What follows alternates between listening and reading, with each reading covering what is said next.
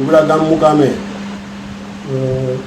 જે અમિત ખૂંટ નામની વ્યક્તિએ ગળે ફાંસો ખાઈને આપઘાત કરેલ એની વાડી ઉપર તે બાબતે હું મીડિયાના માધ્યમથી જણાવવા માગું છું કે એ બાબતે હું કે મારો પરિવાર એમાં ક્યાંય ઇન્વોલ્વ નથી કે મારા ત્રાસથી કે મારા પરિવારના ત્રાસથી કે મારા બાળકોના ત્રાસથી એને મજબૂરીથી આપઘાત કરવો પડ્યો એવી કોઈ વાત છે નહીં. રહી વાત બળાત્કારની કે પોસ્કોની કે જે લેડીસે કે જે દીકરીએ ફરિયાદ નોંધાવી હોય તે હયાત જ છે એ પોલીસનો તપાસનો વિષય છે. પોલીસ તપાસ કરે. મેં કે મારા પરિવારે કે મારા બાળકોએ કે મારા કોઈ મિત્ર સર્કલે જો એમાં કંઈ ઇન્વોલ્વ હોય અને અમારું કંઈ નામ આવે તો તમ તારે હું ગમે ત્યારે હાજર થવા માટે તૈયાર છું.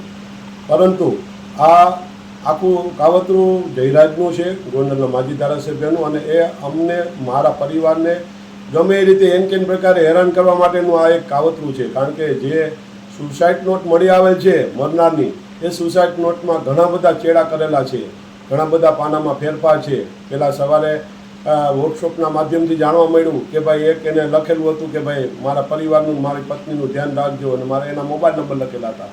બાદમાં જ્યારે જયરાજ રીબડામાં એનું થયો હાજર અને જ્યારે એની વાડી ઉપર ગયો ત્યારે એ બધા ભેગા મળી, ગોવિંદ સરપરિયા એ બધા ભેગા મળી અને ચર્ચા વિચારણા કરવામાં આવી અને પછી સુસાઇડ નોટ લખવામાં આવી. અને એ સુસાઇડ નોટમાં ચેકચાક કરી મારા દીકરા રાજદીપનું નામ ઇન્વોલ્વ કરવા માટે આ સ્પેશિયલ કાવતરું રચવામાં આવેલ છે, જે હું આ મીડિયાના મારફતે લોકોને જણાવવા માગું છું.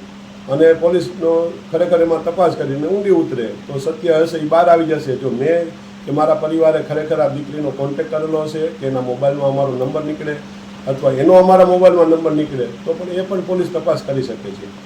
જે માટે મિત્રો, આવા જ વિડીયો અને શોર્ટ્સ જોવા માટે આજે જ અમારી ન્યૂઝ રૂમ યુટ્યુબ ચેનલને સબસ્ક્રાઇબ કરો.